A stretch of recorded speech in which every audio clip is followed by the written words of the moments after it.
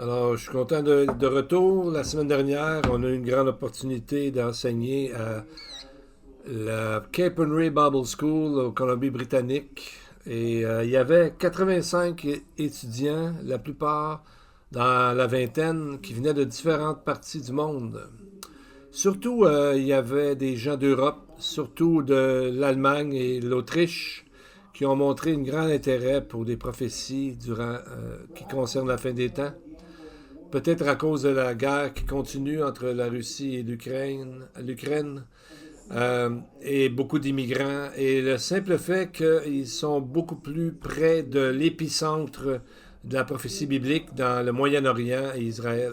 Ici, en Amérique du Nord, on se sent parfois distant au niveau géographique, et il y a un océan entre nous deux, mais on devrait être alerte et demeurer et continuer à veiller parce que les choses qui sont en train d'arriver, les événements, ça va changer le monde entier au complet. Et en plus, comme on peut voir, il y a beaucoup de mouvements dans le monde dans les derniers jours, les dernières semaines, des événements qui ressemblent de plus en plus aux prophéties de la fin. Par exemple, dans les derniers mois, on a souvent parlé des prophéties bibliques qui nous disent que juste avant la fin, juste avant que Jésus revienne pour la deuxième fois, toutes les nations du monde vont être près d'Israël. Dans deux endroits spécifiques, au nord, dans la vallée d'Armageddon, comme on voit dans Apocalypse 16, et aussi alentour de Jérusalem, comme Zacharie le dit, et notre Seigneur Jésus lui-même. Et la semaine dernière, les médias ont rapporté qu'il y a tout un coup une augmentation de gens, hein, de nations alentour, autour du monde font justement ça. Ils envoient des troupes alentour d'Israël.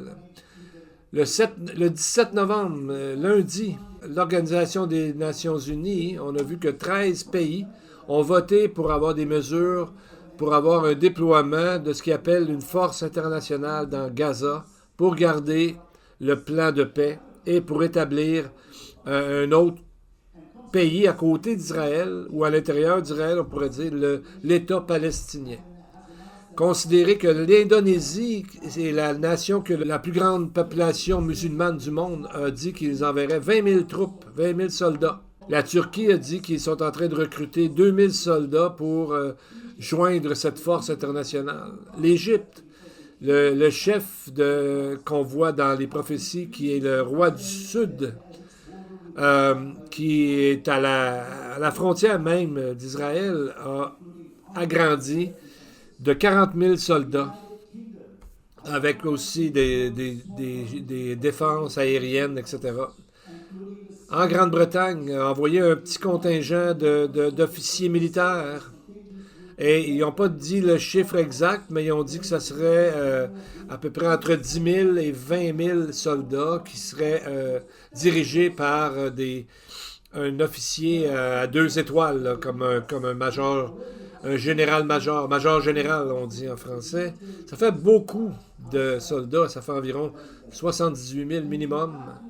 Et les États-Unis ont déjà à peu près 200 soldats pour essayer de créer une base militaire. Et le président Trump a dit le 19 novembre que tout le monde veut faire partie de cette force de paix dans Gaza. Et on voit tout à coup qu'il y a beaucoup de gens qui veulent y participer. Mais pourquoi tout à coup tant de nations sont intéressées à Gaza? Et il y a une grande disproportion entre l'intérêt tout à coup, avant qu'ils s'en occupaient plus ou moins? Est-ce que c'est parce que Gaza est à peu près juste 45 000 ou 75 kilomètres de Jérusalem? Et tout ça n'est pas nouveau dans les prophéties bibliques. Jésus lui-même a dit dans Luc 21, 20, « Lorsque vous verrez Jérusalem investie par des armées, sachez alors que sa désolation est proche. Alors, que ceux qui seront en Judée fuient dans les montagnes, que ceux qui seront au milieu de Jérusalem en sortent, et que ceux qui seront dans les champs n'entrent pas dans la ville. » Donc les nations sont maintenant sur le point presque d'entourer Jérusalem. Ils grandissent en nombre dans cette région. Peut-être que les nations pensent qu'ils vont refaire, ils vont refaire le Moyen-Orient et le futur, mais en réalité, ils entrent dans la scène prophétique que Dieu a déjà créée lui-même. Et alors qu'on voit que les gens disent paix, paix, ils cherchent la paix, Israël demeure en guerre, spécialement dans le nord avec les Hezbollah.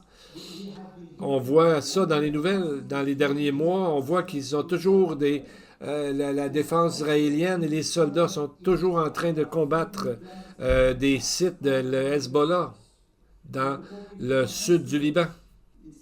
Et même à l'intérieur d'Israël, il y a souvent des attaques à des armes.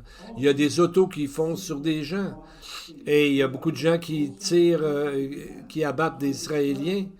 Et il y en a qui estiment que la défense des soldats israéliens ont fait beaucoup d'incursions dans la Cisjordanie en 2025.